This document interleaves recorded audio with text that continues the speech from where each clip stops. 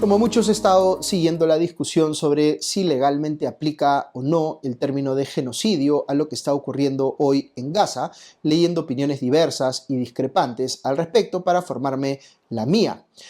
Para quienes estén en esa misma búsqueda, quiero recomendar un episodio reciente del podcast de Ezra Klein en el New York Times, en el que conversa con el abogado y profesor de la University College de London, Philip Sands, quien justamente litiga y participa como consejero en cortes internacionales en casos donde se imputa genocidio u otros crímenes contra la humanidad.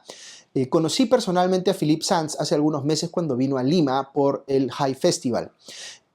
La primera parte de la conversación de Klein con Sands gira en torno a cómo se creó el concepto de genocidio en los tiempos de los juicios de Nuremberg y analiza cuáles fueron las motivaciones y el razonamiento de quien fue su principal impulsor, el jurista de origen polaco Raphael Lemkin.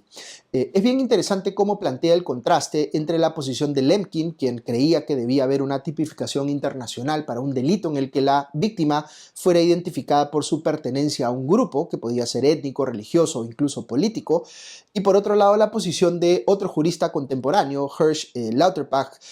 quien promovía más bien al mismo tiempo el concepto de crímenes contra la humanidad, que daba relevancia no a la pertenencia a un grupo, sino a la dignidad individual de la víctima.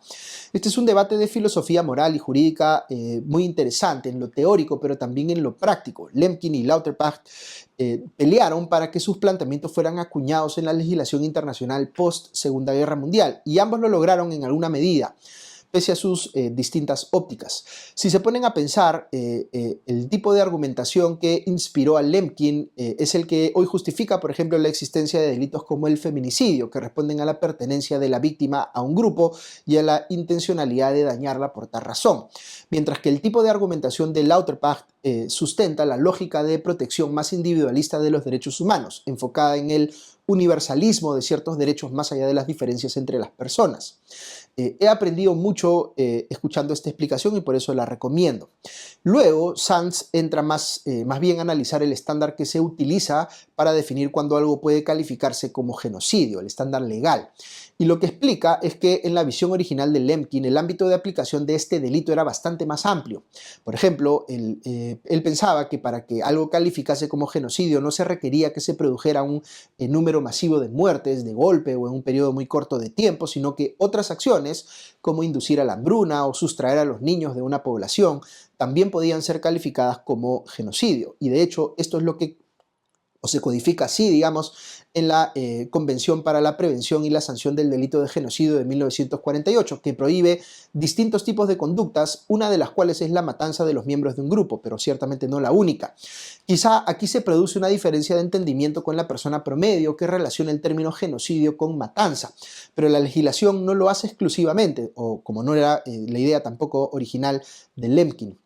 Ahora bien, lo que sí hizo el propio Tratado de 1948 es incluir un estándar probatorio más alto de lo que consideraba conveniente el propio Lemkin, porque había que probar que el genocidio era un crimen de intención exclusiva, es decir, que la única razón posible para explicar la conducta era cometer genocidio. Si podía sustentarse en una intencionalidad distinta, se caía la imputación por genocidio. Por eso no existe hasta hoy un solo Estado que haya sido condenado por genocidio, aunque sí hay condenas a personas específicas, porque es muy difícil llegar al estándar probatorio de intención exclusiva, y lo es aún más por la jurisprudencia reciente que han emitido tribunales internacionales que, según Sands, han elevado aún más el estándar.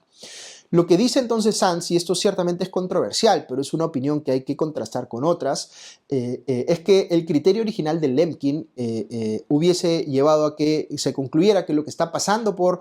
hoy por acción del Estado de Israel en Gaza sea calificado como genocidio, y también en su medida lo que hizo Hamas el 7 de octubre del 2023.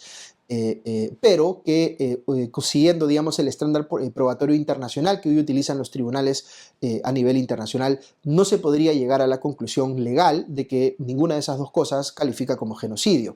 No es que Sands esté comparando o poniendo una falsa equivalencia entre estas dos acciones, está diciendo que cada una se puede analizar por separado y ambas entrarían dentro de este concepto más amplio que tenía Lemkin originalmente. Lo que sí dice después, y esto es una reflexión que creo que es importante, es que para las personas el término genocidio se ha convertido en un crimen tan grave comparativamente con los demás, que es como si requiriese pues una categoría que solo lo incluye a él, que es, lo convierte, digamos, en el crimen más atroz que podría cometer la humanidad,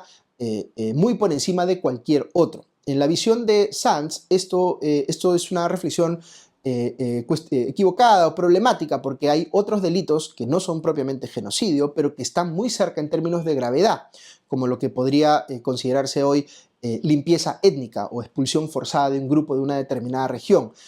No es que si algo deja de ser genocidio para ser calificado legalmente como limpieza étnica, significa que la gravedad de la situación ha disminuido ostensiblemente. El peso simbólico de la palabra genocidio puede hacer creer que eso es así, pero en la práctica no lo es tanto.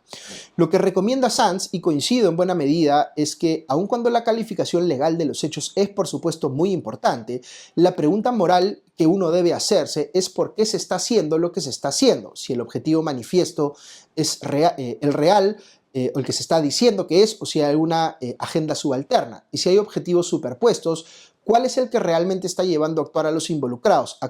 aunque confluya con otros? Esta puede ser una discusión que vaya más allá de los tribunales, pero les decía yo en un comentario anterior en el podcast que lo que está pasando en Gaza es el dilema moral más grande que, creo yo, le ha tocado enfrentar a la humanidad. Y por eso es importante plantearnos discusiones como esta.